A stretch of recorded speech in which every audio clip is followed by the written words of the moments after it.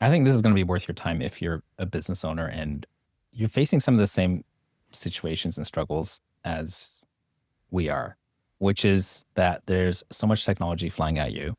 Life as an agency owner is going to be imperfect no matter what. And if you just want to know what it's really like to run an agency and to run a coaching business and get past all the marketing hype, this is probably the most real I've been. So Ken, you have a unique position because you are running the video and helping a lot of high performers who are already very successful become more successful and viral on video. And you are not only a practitioner sharing lots of practical tips, you have a hardware company, the GoBox, which is incredible. And you're all things video. I've seen you share all these different tips on how do you set up the camera and the lighting and the software, all that, which demonstrates that you know what you're doing, right? How do you have a hook? How do you edit? How do you hire a team? You have all of that, right? People can consume that freely. But what I think is fascinating is that because you have the reps in and you crossed hundreds of very successful creators, you can spot the patterns of what causes some of these folks to win or not win so they can see their blind spots. So I'd ask you, what are those blind spots? You see a lot of video creators come in, or a lot of creators that they want to get on video. They want to blow up. They have a podcast. They have a show. But you can already tell, I'm sure, who's going to win and not, and what that criteria is. I think within the first 90 days, I have a very clear idea on how it's going to play out in the next 2 or 3 years of their efforts. I think 90 days is a good stretch of time. Yeah. What are you looking for in 90 days? What I'm looking for is, number one, how regular. I think sometimes I get really excited when a client or my agency or my coaching program, they come on and they knock it out of the park. They do all the stuff at 130%. And of course, I get excited, but then I get worried, like, how soon is the burnout going to kick in? Is this their natural flow, their natural pace, or is this an adrenaline rush? And then what can happen is they get burned out. And obviously, if they keep creating in a burned out state, then the inspiration is gone, the ingenuity, that excitement is not there. So the quality drops, the engagement drops. And it's hard for them to see it because they're inside. But then sometimes they come to the conclusion, oh, the strategy doesn't work anymore. What's new? And then they need something new to get them excited again. So that sometimes, as exciting as it can be one of the biggest red flags. The people who win, they usually stay at something until they see signs of progress. And then as quickly as possible, create a process, like document the process, and then put a team member on it and stay with them until they win. And they just keep compartmentalizing tasks, assigning it to team members or even to themselves, but as a separate, aside from their creative self, they have administrational things, statistics, things like that. So People who create systems to protect themselves, protect their creativity. Yeah. So in protecting their creativity, these entrepreneurs, figureheads, business leaders, how do they keep the energy so they don't burn out? Like, how do you keep your energy and not burn out? I've faced burnout before. I can't say that I have the magic solution to never burning out because I've burned out. But if there's one thing that helps me, and I think some people would disagree with this, but it's don't sweat the small stuff. And what that means is maybe you have an upset client that wants your attention now, right? Maybe you have a billing situation and some automation is not working. And I'm literally just speaking from my own calendar that I look at. And I got people who are on my team, just got to take care of this now. And I just have to pick my battles. If I try to solve everything, and some of these are legitimate things that only I can do. If they're not, then I'll definitely try to bounce it back to my team members. But if I were to try to solve all the problems, I would burn out so quickly. And yeah, we have an imperfect system, as all businesses are, imperfect people. And I've just resigned myself to the fact that I can't solve all the problems. Therefore, I'll just focus on the ones that the ones I can handle, the ones that are closest to me. So I think burnout is when you think that every single post has to be amazing, when you think that every single comment has to be positive. when you think that every single shoot is going to go smoothly and you're going to feel energized. And if you force yourself to do that, unless maybe you're Tony Robbins, then you're going to burn out. That guy's got a crazy amount of energy. Even he's had to manage his energy because he only Yeah, speaks on 1 or 2 days of his 5-day events now. And he doesn't clap his hands anymore. He claps sticks because he's actually damaged the bones in his the hands from nerves. clapping Yeah. so much and all that. So even he has to protect his time and energy and expectations and whatnot. Yeah. What are some things that are not obvious about what you do? How much time is spent looking at data? The thing about social media is when a video flops, any content flops, nobody knows for the very reason that it flopped. And the people notice the ones that are really successful. And the amount of time I spend analyzing data, cross-analyzing and looking for the patterns that the winning content of individual clients have, that's sometimes borderline obsessive. I count how many words are said in the first 10 seconds because I want to know the pace. How many syllables are in the words? What's the ratio of face to screen? What's the visibility of the whites of the eyes, which actually is a really big indicator of if a video is going to do well or not, I found. The Huh. the actual how big the person's smile is. If it's a deadpan, a medium style, or a huge smile, I measure all of that. And these things really affect the performance of a video, and people don't know that. But I wouldn't have found it unless I just trawled through so many thousands of videos. I used to only look at the top ones, like what do these top ones have in common? But then by looking at that, I didn't see the contrast with what's different from them versus the ones that are not working. And when I started looking at the top outliers and the bottom outliers, then I started seeing contrast and things were starting to be obvious, like what I just mentioned to you. That is so cool. The whites of the eyes and these other Whites of the eye is non-obvious. so important. So people who wear baseball caps, they lose out on a lot of engagement because the shadow just covers the eyes. Oh, here's a tip. What you want is when you see someone's eyes in the video, if you can see a little white dot reflecting in the eyeball, that makes a huge difference. Getting the light. You should just use right. ring lights all the time then. Ring lights are horrible. They make you No? look like you have reptile eyes. They put those rings in there.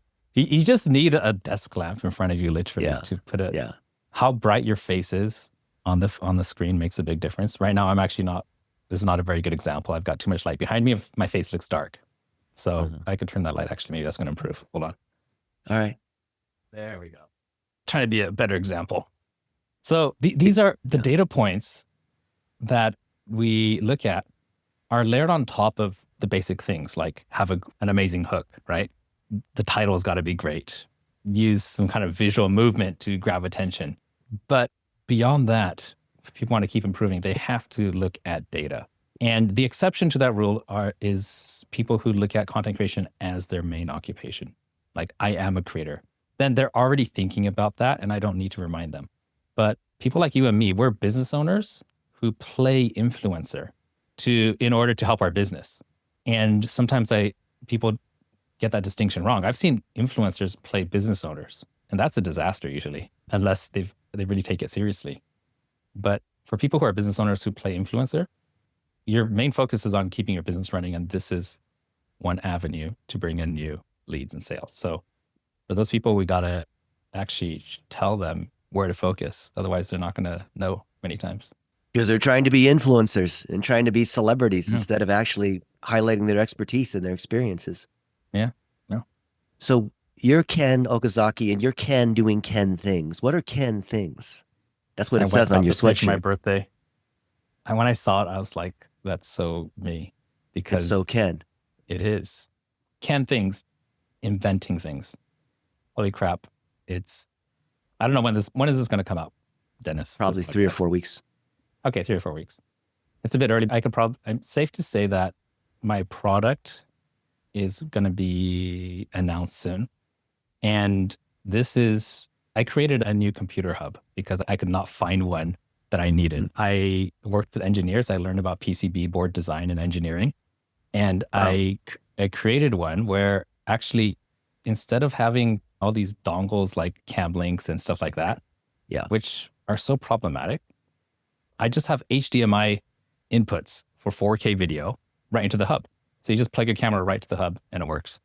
And and we could have up to 3 cameras that you just plug in. So now your hub can hook up to professional cameras without any extra hardware in full 4K.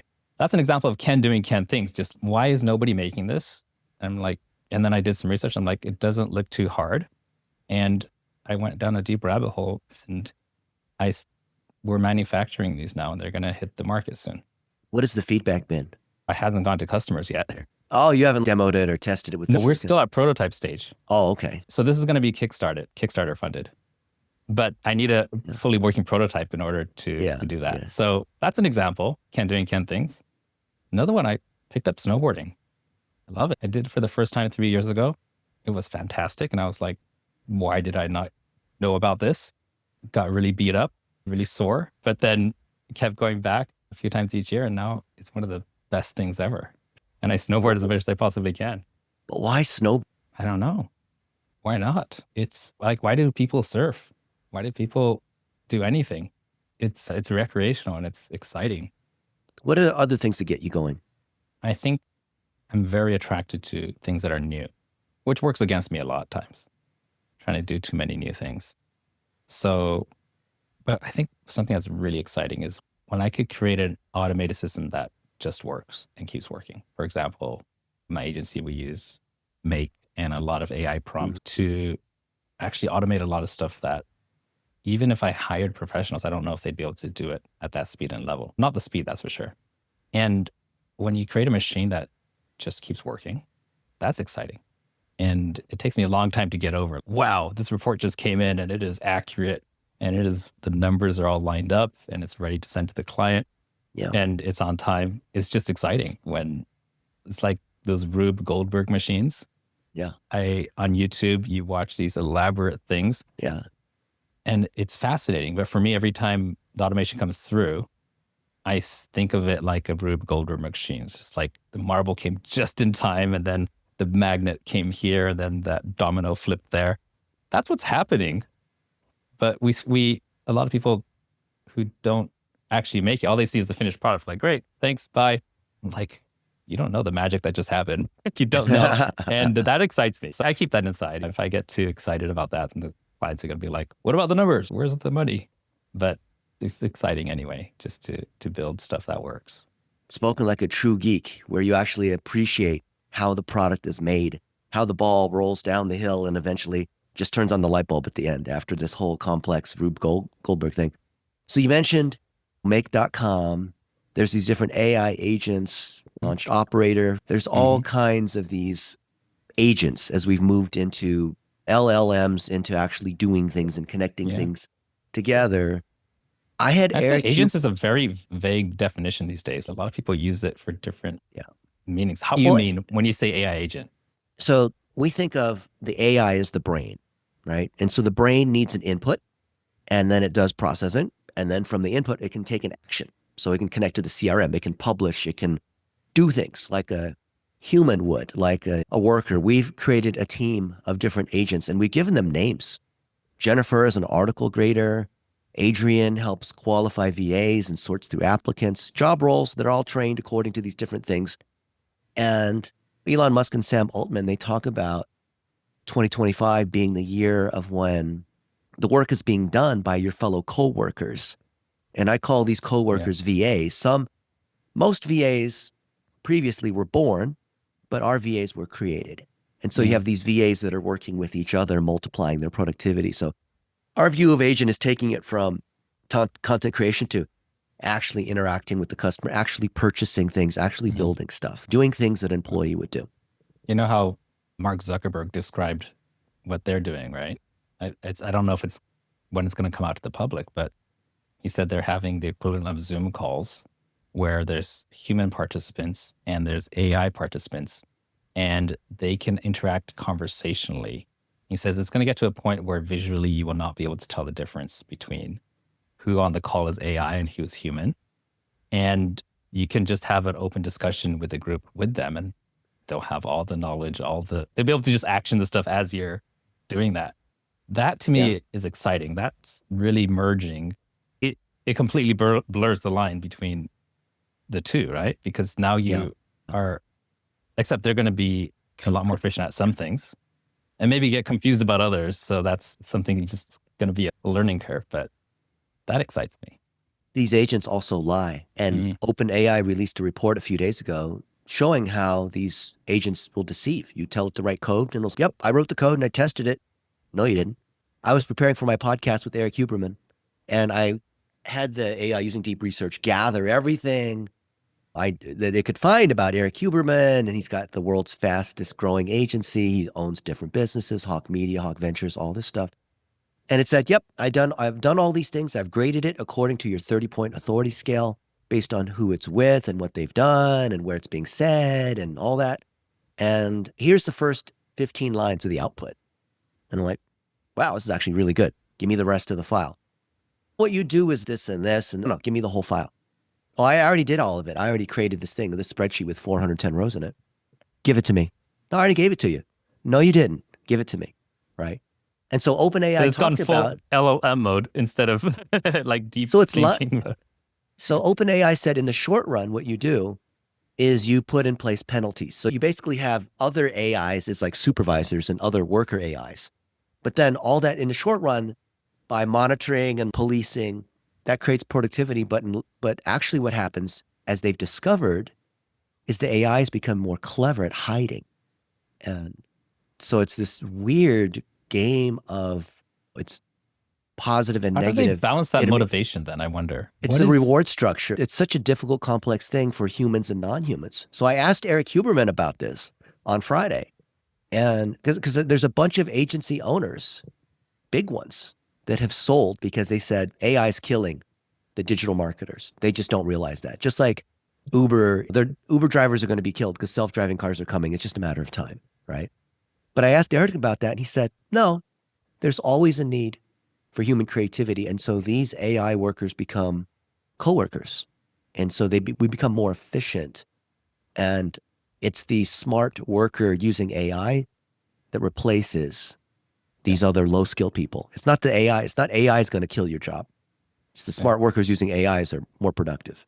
I think there's an exception to that is if your agency is based on a bunch of virtual assistants doing rote tasks, then it will kill those kind of jobs.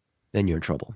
It won't kill the strategist if they're a real strategist. It won't kill the researcher who actually has intuition about where they should be researching and who they should be going after. I have two friends who are crushing it in SEO. And at the same time, so many people are saying SEO is dead, SEO agencies are dead. And these guys, their business is just booming.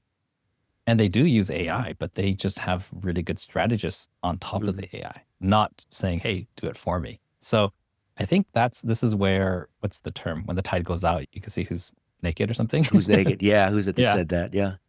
Yeah. So I think that's what's happening. AI is the tide going out, and we see who's actually just doing rote tasks and who's actually got some strategy. So how does someone watching this right now align with video strategy instead of getting eaten up by all the rote tasks and jumping on the latest AI, whatever stuff? Yeah. So the way I work is really simple. When someone first starts and they haven't had so much success yet, we give them a template and we say, this is the momentum campaign. It's your first 4 weeks. And each week has a GPT, a custom GPT that we run through. We got to know what's their offer, who is their ICP, what did they stand for? And we actually draft out all of the content for the first month. And basically, this is a reintroduction. Hey, we've known each other for some time, but let me explain, here's what I do. Here's the value prop. And it's told in story form, in video format, and there's video scripts and everything. So I think that the first thing you got to do is have a kind of like a franchise, a proven model to start with. And then the next month after that, you're going to have another templated month, which is following up on that. And this is going to be across email, socials, and ads. Yep. But then by the third month, we have enough data to know what kind of content is hitting and what's not. And this is where we start discovering what's the winning formula for this particular client. And then the question that they have to ask themselves and that we coach them through is, how can we turn this to a level 12? How can we turn you wearing, I don't know, a Knicks jersey which apparently everybody loved. How can we make that even a bigger deal? How about this? Why don't we go shoot in front of the Knicks stadium? Or why don't we tell a story about our interaction with this Knicks superstar? Or why don't we take the winning formula and engineer how to turn that to a level 12? And we do that over and over again. And then we look at the bottom outliers and look for the commonalities and ask ourselves, how can we take as much from this away from what we're going to do in the future? So it's an iterative process after that. Yeah. We plan, we produce, we deploy, then we measure. And then again. So we call that SETI. It's every 4 weeks. Strategy is when we map out our 4-week campaign. E is execution, when we actually go shoot that content. T is for traction. We look at the numbers and find patterns. And then week 4 is I, innovation, and innovate and improve. That's how can we turn this to a level 12? And then go back to loop around to the next 4-week strategy. So it's a circular system, and you just got to spend about an hour a week and you're good. So SETI, strategy, execution. What was T? Traction. Traction. And I is innovate and improve. So we call that InnoProve internally. Like to optimize and analyze. Yeah, so we have the data because we did the traction the week before.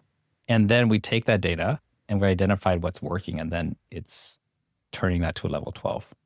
And this might be in the form of skits or memes or just being more emotional and real and raw in front of the camera. Whatever that's going to be, how can we turn it up? That's what that's about. Give me an example. Okay. So I have this one client and she coaches stay-at-home moms. And these stay-at-home moms, a lot of times they're overwhelmed and they're in stress and they feel underappreciated. And she helps people to really find, like, rekindle that joy and happiness of parenthood, right? And she was posting these videos where she had, this one posted really well, and it had these 2 absolutely beautiful smiling children in the front cover. And when she posted that, it did really well. And then she thought, great, it must be the writing, because it was a carousel. So she goes and she takes that copyright and she keeps the same style, but the next one didn't do as well. So she says, oh, I'll try a different angle. And the 3rd week around, I had a look and I said, it's the smiling faces. Nobody's smiling on the cover of the other 2. I said, I want you to take the one you did last month, exact same copy, but I want real close-ups with just as big smiles of 2 people on the cover. It was fine, but it didn't work last time. It did better than the first one. The pattern was the big, huge smile on the first cover. That was the hook. And then after that, it's okay, how can we get closer to the smiles? More faces on that cover, more whites of the eyes. And it's a simple example, but that became her winning formula. The mothers who become clients, that's what they want. They want more smiles and more happiness in their life. And it's not said, it's just seen. You're finding the thing that works and you're deepening it. You're taking it to level 12, the smiling children and whatnot. But what happens if you have, I see this all the time. We have a winner, right? And then once that entrepreneur has a taste of that winner, they think they've isolated what it was about the topic or how they made it or the shirt they were wearing. Mm-hmm. And they keep it's like the addict who's trying to go for the next high, but they're not able to get it. Do you believe that it's just a matter of being able to isolate what that thing actually is and doing it? Or do you believe it's predictable virality? I bought this course. I think it's called Peak Creative or something. And these ads were hitting my feed like crazy. I think I spent $37 or something. And we will make you go viral. And here's the issue about the virality is when I took the course, maybe half of it at the most. What a lot of people look for is anything to go viral so that they could get a bunch of followers and then get sponsors or sell their channel or something like that. Mm. And it's a completely different game we're playing when you are a business owner and you're not trying to go viral for the sake of going viral. You're trying to get your future customers to engage with you. And that's a smaller segment. And we're talking about people, my clients are paying, multiple 5 figures a month in fees to my agency. There's not a lot of them, so I don't need a lot of views. And that's the message I try to give my team and my clients is not how does he get the most views and the most engagement. It's how many people from that post actually went all the way through and became a client. Like that's the only indicator of if the content is serving its intended purpose. So if your intended purpose is to become a professional influencer, I'm not your guy. There's a lot of courses out there. But if your Right. intended purpose is to generate leads and engagement on social media for your business, then I'm your guy. And it's not about virality. It's about getting the right engagement from the right people. Because you're defining the purity of that exact message, the pain point for that particular ICP, and then looking at all the data over your 3 rounds, 90 days to be able to really deepen the Yeah. concentration of that, which I love that because you're looking at deepening the business ROI, not the It's vanity about the business metrics. ROI. And that's people Yeah. don't hire me to get famous. People hire me because they want more customers. If I wanted Yeah. to get just exposure for the sake of it, I would start bringing in politics and gender ideology and anything, Yeah. that's Yeah. trending in the news. But those kind of people who engage with that are not looking for hiring somebody like myself. So that's where I focus. And people say, "Hey, you only have what? I think I have 7,000 followers on Instagram." Perfect. that's Yeah. it's, Who, it's who are you trying exactly to reach? Yeah. yeah. I think I have something similar to that too. I love that. What other, what piece of advice, Ken, do you find yourself repeating a lot to people? Camera equipment. Like the people come to me and say, "What camera should I get? What lens? What Mm, mic?" And it's really simple. It's use your phone. Use your phone. And when you get good enough at storytelling mm, and understanding social media, that starts bringing you leads and sales. Then use some of that money you made using your phone to reward yourself with some fancy stuff. Maybe a mm. $2,000 or $3,000 camera, a $5,000 camera. It's not the other way around. You don't go buy a bunch of equipment and expect that to be the the entry point to The being a crutch. content creator. Yeah. It's a distraction. It really is. My most popular videos, I've had a few that have had millions of views and driven millions in sales, have all been walk and talk, no microphone, just at the airport, raw, unfiltered. And the ones that are the most polished in the studio generally have not done as well. So, how do you balance between real and raw versus fancy polished? So I'm going to play the devil's advocate here on myself for what I just said. I've taken some of my best performing videos and that were shot just on a webcam. And I took the script word for word and I did tweak it a bit just to make it feel maybe 10% improvement on a few things, Mhm. just on the copywriting. But when I was on a trip to Philippines not so long ago, I had my crew meet me there and I said, let's shoot a version of this that's more like a bigger production. So we're on a white sand beach and I re-recorded everything, but in such a way so that I literally only speak for 3 seconds at a time and I Mhm. repeat the line until I feel like I've nailed it with the energy Yeah. and the location and the movements. And we edited it together. And that second video, I think it outperformed the first one by 8 times. And the first Eight one was eight already good. times. Eight Eight times times in in terms of sales or 8 times? qualified leads. So when I look at that, I feel like, okay, there is a time and place for it, but I already found the winning formula with the content.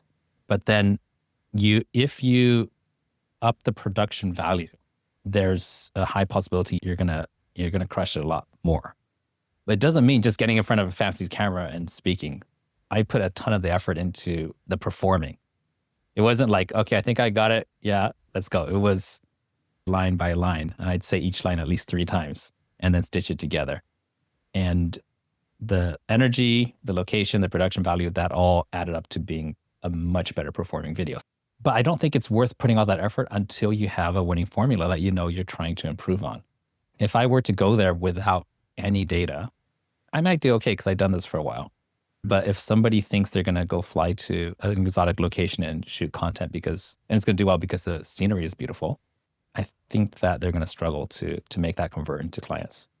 That makes a lot of sense. Find the winning content first, even if it's raw, and then add production value to it. Yeah. I had a video on SEO do super well a year ago, and it was unscripted, but a lot of plumbers and roofers and home service businesses saw that and shared it around, and it gave us a lot of clients for some of our agencies that we have. And then I reshot that a couple of weeks ago at the Great Pyramids in Egypt, now that we've already done it. And my hope is based on the techniques that you're talking about that it'll do even better because it's the same concepts, but it's shot in an interesting location and we're a little bit better versed about it than we were, whatever, a Mhm. year or two ago. So I love that. The idea of greatest hits, instead of trying to chase the newest, latest thing or the talk Yeah. about the latest trend, what is Okay, just something that is, reshoot your same videos again. Yeah, yeah, dude, that's my biggest hack is I just take the stuff that's working and then reshoot it. I love that hack. I think we're gonna title this Ken Okazaki's greatest hack. Reshoot the same video, performing videos. What other hacks do Reshoot you the have? same video. Exactly. Okay, so we have this one client and they run ads for their product and they're spending multiple seven figures per month on ads on the Meta platform. Yeah. And we're producing the creatives, right?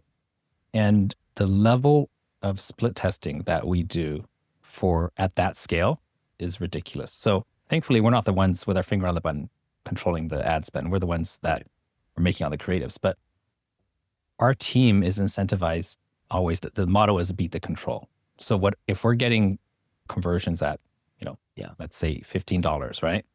Then we've set the control. And then that week, every editor on the team, they're like, we're going to take the same ad and we have one day to make 30 variations of it.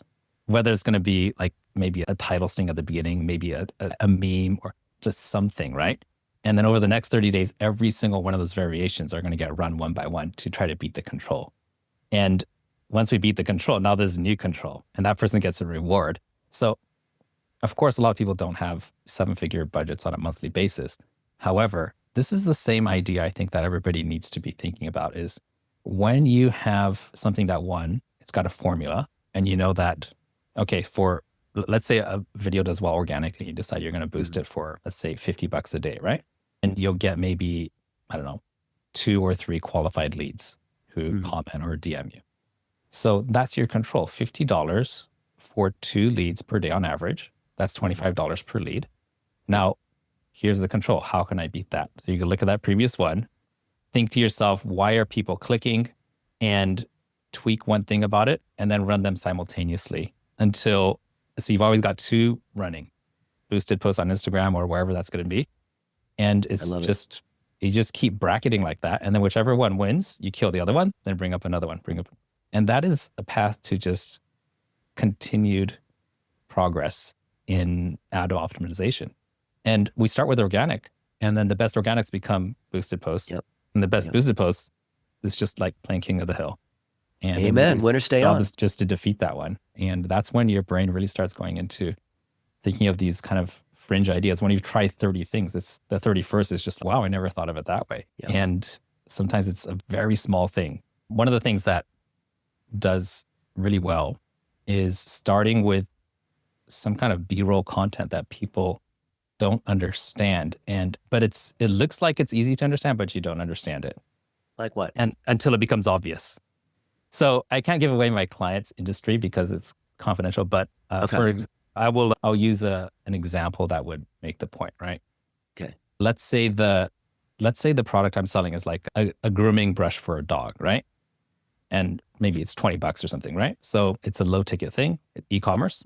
So I might start the video with an AI generated video of just a ton of fur just tumbling out of the back of a truck. And people are just like, what is this? Is that fur? Is that hay? Why is it blowing around? Yeah. And that curiosity draws them in. What is this? And then it will quickly pan over to somebody, brushing their dog. So it's the art of stretching that curiosity, pulling the tension to where the person's almost going to give up, but then you got to intercept it with the answer. And the longer you can stretch that tension before the release, the bigger the dopamine hit when they get the aha moment. Oh, it's dog fur. And yeah, I get it. And the more likely they are to be receptive to the rest of what's going to happen in that video. So the pattern interrupt, the hook, it's like the Harmon brothers, Squatty Potty, other non-obvious sorts of things you would never see that ties then back to an ordinary product. But then I think the more important thing is them wondering, what am I looking at? Yeah. You take it even further they don't know what they're looking at. It looks familiar, but they're not quite sure what it is. You could take any product or service and then think of some exaggerated situation And then that Oh, somehow it ties back into the benefits. some of the ads that are doing really well, not my product, but somebody else's, is when you see a picture of, it starts with a video of a car. It looks normal, right? Just a car. And then the camera pans away and you realize you're looking at the reflection of that car on the paint job of another car. And you're like, wow, that's an amazing Cool. polish, right? So that's an Oh, okay. example of something not obvious. And one person did that and now everybody's copying it, but they're using it to sell car detailing services, car wax, glass coating, ceramic coating, all that. Do you think that AI can do this kind of creativity if you prompt it the right way? I think I'd go as far as asking it to give me like a bunch of ideas. And then I'd scan through ideas, and some of those ideas might spark ideas for me. And then I'd explore that further. I don't think it's impossible, but I don't know how to get it to come up with ideas that humans haven't thought of yet. They can interpolate but not extrapolate yet, is what some of these As AI far as researchers are my saying. experience so far is just, it knows how to sound human. It doesn't know how to think human. Yeah. You were talking about Zuckerberg having these AI folks attending these bots, Mm-hmm. attending Zooms and whatnot. And there's tools like HeyGen that can generate your face in a mostly convincing sort of way. Do you think that we can get away with just scripting and then not having to ever film again? Is that soon? Yeah, I think a lot of people are already trying to do that. But it's Sometimes not I'm good watching. enough. It's a little janky. What does good enough mean? So there's this one tech channel, and gosh, I wish I remember his name. I'll send you the link later if I find it. And this guy, he's sitting behind his desk. It looks like a gaming computer, and he's just reviewing stuff on Amazon. There's this product. So he Yeah. gets up, he talks about it, he's animated, Right. and then it cuts to a lot of shots of the product. But then I realized these are just ping files that are superimposed on a 3D space. And because if you actually go to the website, it's the same photo. But then he put some kind of filter on it so it looks almost 3D. And he puts out a video or two a day. And these are getting hundreds of thousands of views. And his affiliate money is raking in like crazy. And he's doing it at a huge volume.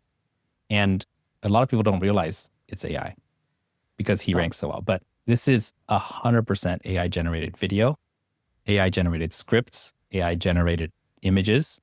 And I wouldn't be surprised if the YouTube posts are actually all being scheduled and all the SEO and everything is done with that. So if you say, is it good enough?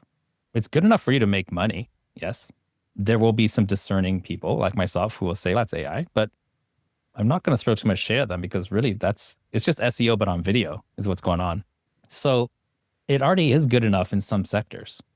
So I don't particularly feel comfortable with it, but I see that some people are crushing it, making money, running big affiliate systems. I think it could be done for a lot of other things. I will show you one thing about my experience with HeyGen though. Okay. I think for me to just throw it a script and have it animate my face and my voice, I've never been happy with that. I look at it, I'm just like, that is weird. But one thing I have found works really well is when I actually record my voice naturally as a human and then have it animate to that voice. Yeah. Because then I could just be reading a script and really get into the intonations and say it right just the first time. Yeah. And you'd be surprised when there's inflection points, then my hand does this gesture. I look down, I blink, all the mannerisms are really accurate. So that's what I've been trying, and it's actually worked quite well. So I do shoot a lot of I want each scene to be a different place, right? Different set of clothes. And then I train it on that model. And then I read the script as an audio and then send the audio to HeyGen. And then HeyGen animates my video to my voice. And the only difference is I don't have to remember and say it all at once. I could read it completely and then have my face animated to my voice. So it's all 100% real, just kind of a shortcut, you might say. So you think that HeyGen can take the audio and just from hearing the audio file enough, be able to reanimate your face and your hands and all of that to be believable? Yeah, I've done it. I'm going to try that tonight. Yeah, it works. It's really easy. So just don't use the text to voice feature. Use the recorded feature. What other things are on your mind, Ken? What's got you up at night? How can I do less? How can I do less? That's on my mind a lot lately. As to not have to work in your business anymore, not have to be involved in the business unless you want to. I think that with so much available to us, it's easy to add more complexity. And when with the under the guise of reducing complexity, and an example of that would be AI, for example. And if I wanted to simplify my workflow, then now I'm bringing on custom GPTs and things. But now I've also brought on this whole new area of learning and development in my life, which is not going to slow down anytime soon. So what's happening now is now I'm trying all kinds of software, all kinds of automations, learning all kinds of other stuff and I'm probably spending 10 times more effort right now into that until that's not going to slow down. So when I really step back and think, I'm like, I could have let my team keep doing what they're doing and then coach them on it. Yeah. But then I'd feel like I'm falling behind. On the one hand, I want to learn and develop these things, but then the extent of my time and focus that goes into it, how do I balance that against the actual day-to-day consumption of my time? Yeah. So it's easy to say I'm investing in learning for the future and building, which I still am. But then where's the balance? Do I go all in and dump everything else? Or is it a balancing act of balancing 30 plates because there's so many different competing technologies out there and I'm trying to balance one against the other and make them work together and shit like that. So that does keep me up a lot. That's a delicious irony because in order to do less, you have to experiment more. It's like me as an engineer, I'm lazy. I don't want to spend all this time writing code. So I spend all this time looking at other frameworks and other code that's been written by other people. Then you're working super hard to avoid having to work hard. Yeah. I find I spend more time innovating and exploring and trying these new tools than actually doing the work, which I guess is like spending more time sharpening the saw than chopping the tree down. I guess what's happening is you're upgrading your skill set. And that's something that I don't think I could ever stop doing. Yeah. It used to be that, like, for example, the shortcut, like Tony Robbins would always say, the shortcut to success is hiring a coach or a mentor who's already done this. The problem with AI is that no matter what anybody says, there's something new coming out every single day. So there's nobody who's going to have it all figured out and you could just copy their blueprint. There isn't. And every single person that's using AI in their business is at the forefront of innovating and improving. Yeah. Period. Yeah. So it's just so new that the only way to stay cutting edge is to be the person experimenting and using yourself as a guinea pig. Yeah. Although I feel, at least for me, I can't keep up with all these other AI people. So it's like, why keep even up try? With everybody? But then they're going to be so busy solving the problems for the most people. That's applicable wide. Yeah. And I'm looking for a very solvable problem for my specific company. So that's got to be me. That's how I feel. Yeah. Ken, we've gone deep inside the mind of the video strategist that all these other top entrepreneurs trust to drive ROI from their video instead of just going viral. And if you're thinking about getting into this type of industry, you should listen to this. If you're thinking that it's going to be a bed of roses, you should listen to this. If you're thinking that your agency sucks and that all the other ones are amazing because their marketing is amazing, you should listen to this because this is how it really works. This is the real experience I'm having. And this is from our man, Ken Okazaki of 20X. He's not just 10X, he's 20X on level 12.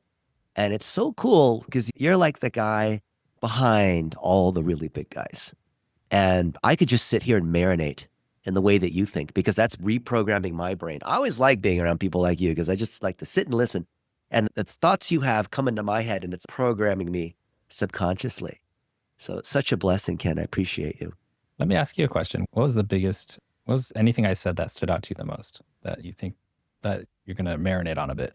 No, I've used HeyGen and Descript to simplify editing the words and when you flub something and like editing a Word document. But when you talked about recording the audio, I never really thought because a lot of the times I have thoughts and I could record the audio, but I'm not in the studio or in a setting where I could record the whole video. I spend so much time and energy when there's a camera.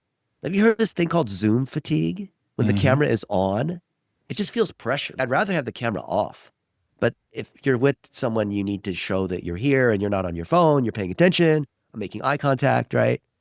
But And your whole thing on what is good enough or what is real, that guy making all these AI product videos, it's making me think if I can just have some raw truth, the AI can process that and I can get 10 times more content. Not for the sake of creating, just diarrheaing out as much content as possible, but there's so many things I have not said. And there's so many things that my friends that I would like to make more Googleable and who good people my buddy runs a strength training gym for executives in Draper, Utah. And their marketing is terrible. But we could apply the things that you said here.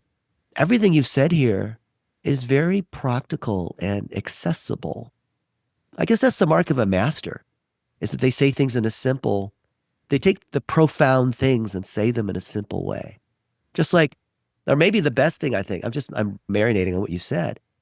Remake your best videos. Like, how often do people do that? They spend time chasing the new thing. I'm guilty of that too. I think about the things that have made me money in the last 35 years. Have I really 80-20'd by spending 80% of my time remaking those or making them better or doing them in a bigger way? Or no, I've not. I'm guilty. I'm sure anyone watching this is guilty too. They're thinking like, yeah, what he said's true, but you're not doing it, are you? Yeah, that's true. I think Mr. Beast does the same thing. One day he gave away $1,000. Says, let's try the same thing, but with 10,000. Works better. Let's try it with 100,000. Oh, it works even better. And he just remakes the same video over, just changes out one element, and that's it. Yeah, he was on that 2-hour podcast with that entrepreneur guy, Michael. And that guy asked him, so is there ever a limit to, don't you just run out of ideas? Eventually you can only give away so much money in so many different ways. And he had the same approach you had, which is there's always creative ways. Yes, it's giving away money, but there's always new ways to do it. All right. Well, appreciate you, Ken. Yeah, this is an honor.